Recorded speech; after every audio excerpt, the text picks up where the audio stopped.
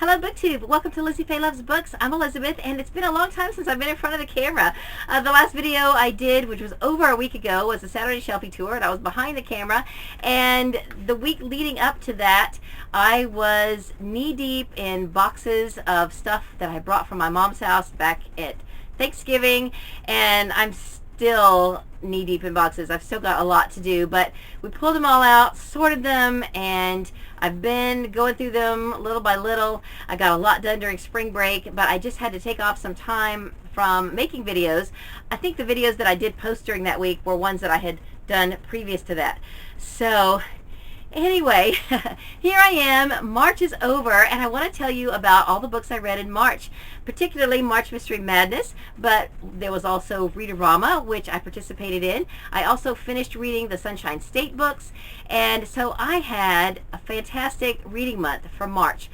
I counted up 21 books that I read during the month of March, plus another book that I almost got to the halfway point in on audio in my car. I'll tell you about that in my April TBR.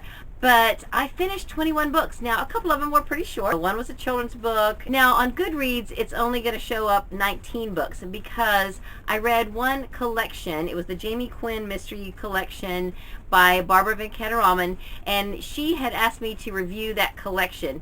So I put it on Goodreads as that whole collection, even though there was 3 books. So it wasn't like I spent hours and hours and hours on 3 different books and only got to count it as one. The first 2 were really, really short. So that was fine to count it as one book. And I may actually go back and listen to those again now after getting through the 3rd one.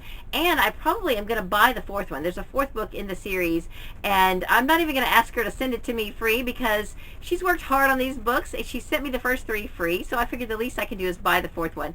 And I really enjoyed those, but I'm getting ahead of myself. I did do a mid-March check-in, so I'll just briefly run through the books that I read at the beginning of the month, and then I'll try to talk a little bit more about some of the ones that I read at the end of the month.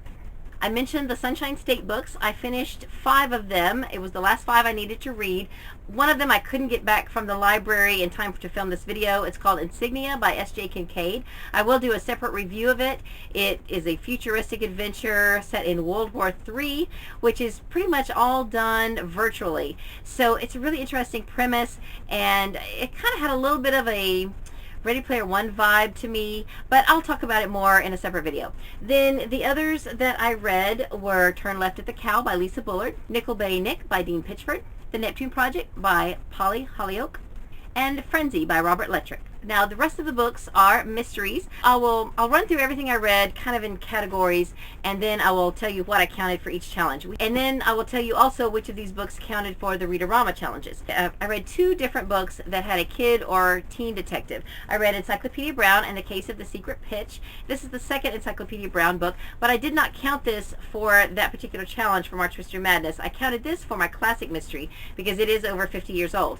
For the teen or youth detective challenge, I read The Sweetness at the Bottom of the Pie by Alan Bradley. This is a reread for me, but I didn't remember anything about it from the first go-through, which was several years ago. So now I think I'm grounded enough in the series that I can continue with it, and I am looking forward to it. Now, I read 9 cozy mysteries, and I will just run through those quickly, and then I'll tell you which ones I counted for the different challenges. I read Christmas Caramel Murder by Joanne Fluke, The Good Husband of Zebra Drive by Alexander McCall Smith, On What Grounds by Cleo Coyle, St. Patrick's Day Murder by Leslie Meier, Death by Darjeeling by Laura Childs, and then, as I mentioned earlier, the Jamie Quinn Mystery Collection, which is the first 3 in the Jamie Quinn Mystery series by Barbara Venkataraman. The first one is Death by Didgeridoo, the second one is The Case of the Killer Divorce, and the third one is Peril in the Park. Then I also listened to on audio The Cat Who Smelled a Rat by Lillian Jackson Braun. Then I had 5 books that I would classify as more of a thriller, suspense type book, not cozy. So I read Damage Control by J.A. Jantz. This is from the Joanna Brady series. And I listened to an abridged version of Dance Hall for the Dead by Tony Hillerman. This is the 2nd book in the Navajo Mystery series. And I also read the full version completely in print. So I counted this book twice on Goodreads. This particular bind-up has the first 3 in the series. I read The Blessing Way, or listened to it on audio last year.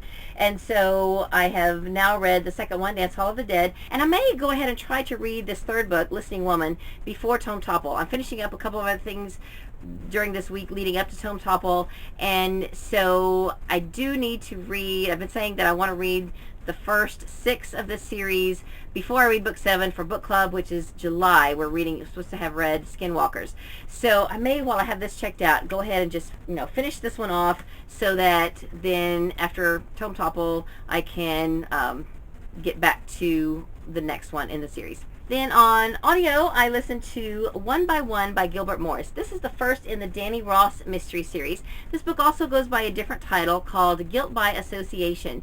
This series was originally written in the 80s, and then a different publisher took it, and they took the first 4 and kind of updated them, gave them a new title. Even the series title is slightly different, and this particular edition is the updated version, but some of the books I have are from the older version, but as I understand, they are exactly the same inside. It's just the covers and the titles that are different. I really didn't expect much from this book. I don't know why. My mother had some Gilbert Morris books, and I think she enjoyed them. I started gathering these from our local library. They were discarding them. They didn't even feel like that the books were in good enough condition to sell, or maybe they put them through a couple of sales and they didn't sell. I don't know. I ended up just keeping them. They were literally going to be recycled. And then I found this first one just a few months ago at a library book sale, so that I, could start from the beginning. And I really, really enjoyed it. It was a little slow in the middle, but it wasn't anything like what I expected it to be. I kind of went in blind. I didn't really know what the premise was going to be, other than I knew that Danny Ross was going to be taking over her father's private detective agency because he was ill, but I didn't really know anything more from there. So it took a real surprising turn. I thought it was fascinating. It turns out that early in the story, she gets kidnapped and is put in a silo, a grain elevator basically, with 11 other people, and this man comes on this loudspeaker and tells them unless they confess to something, then he's just going to let them die there, or he's going to kill them or something. I can't remember now. And they don't know what they've done wrong, and they've never met each other. So it's really interesting, and I enjoyed it a lot. And I am glad now that I have 4 more books in the series, so I am definitely looking forward to reading the series. And then the last book that I read in print for March is No Safe House by Linwood Barclay. This finishes a duology for me. The first book in the series is No Time for Goodbye. If you heard me talk about that book, you know that I was really pretty disgusted with the amount of foul language in the book. In that first book, everybody had foul language except the kid. Well, in this book, everybody has foul language, including the kid. So it didn't get any better, really. But the kid now, the little girl who was in the first book is now 14, and she's kind of the one that propels the family into another big mess. So I found this book fascinating, though, and even though it is full, I mean full up to here with bad language, the storyline and the premise and the action were so good that I literally read it in 2 days, and it's a 445 page book. But it was so good. The story was so good. But let me tell you, I just really, really hated the language. I just really did. And it made my skin crawl, especially to hear this young girl talking like that to her parents, in front of her parents. And it was just... The one thing they did say is that they knew it was their fault that she started talking like that, because they had spoken that way in front of her. So at least they admitted that in the story. But this book was just, this was my thriller for March Mystery Madness, and it was thrilling. It definitely was. There was so much going on. It was just one thing after another, and it was crazy. So I'm glad I read it. Hated the language, but I could check that series off my list, check that challenge off my March Mystery Madness challenge list, and we're done. One of the books that I didn't get to that I was going to read for the paranormal challenge was Aunt Dimity Beats the Devil. I just couldn't get it read.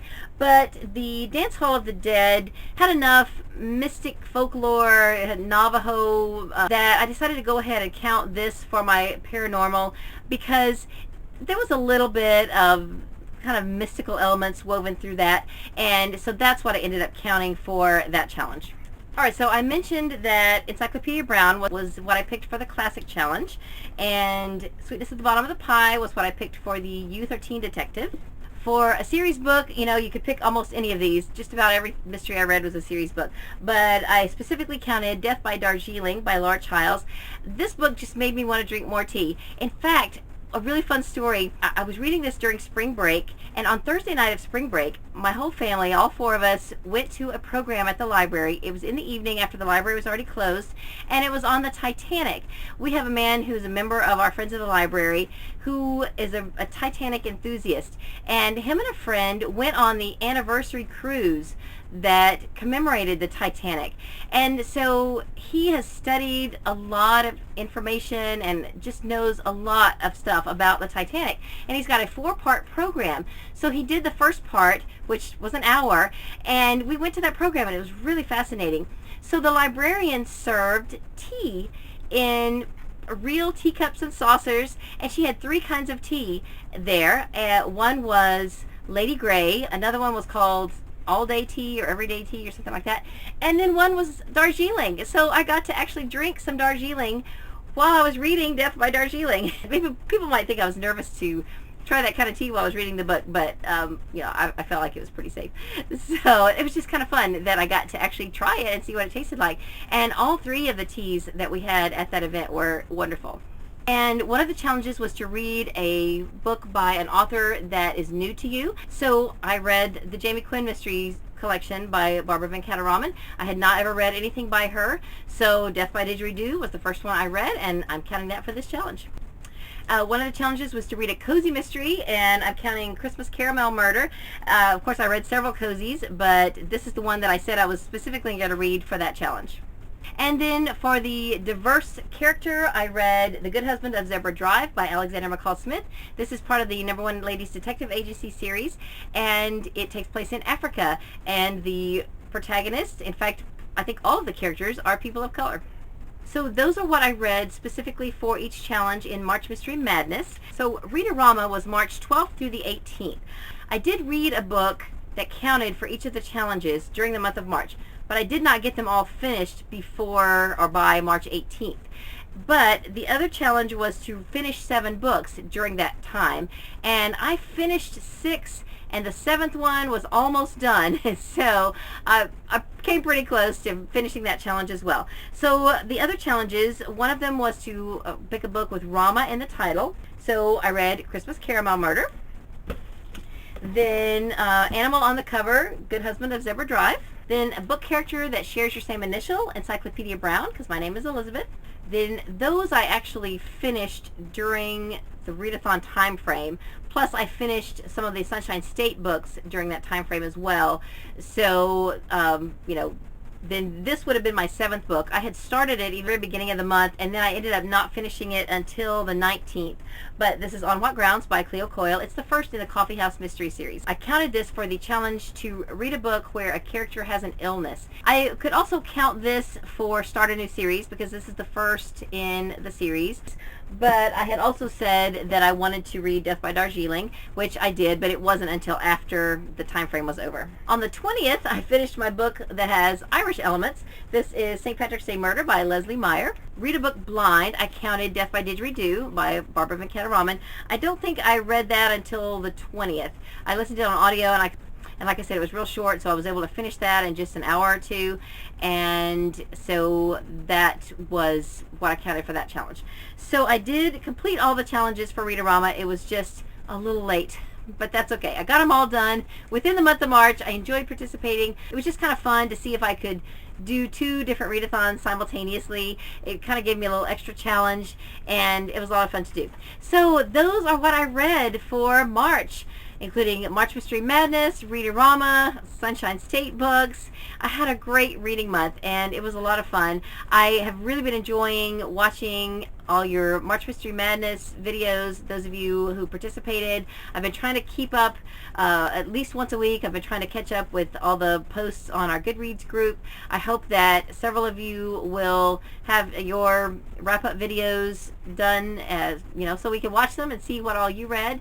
And don't forget, if you participated in any way, if you read even one mystery book for March, go on the Goodreads group and talk about it so that you can be entered in the drawing for our giveaways. But the prizes that we're going to be drawing for are 2 $10 gift cards for Amazon. So you've got 2 chances to win if you enter in the drawing. I'm not exactly sure when we're going to cut off how long you have to get your entries in.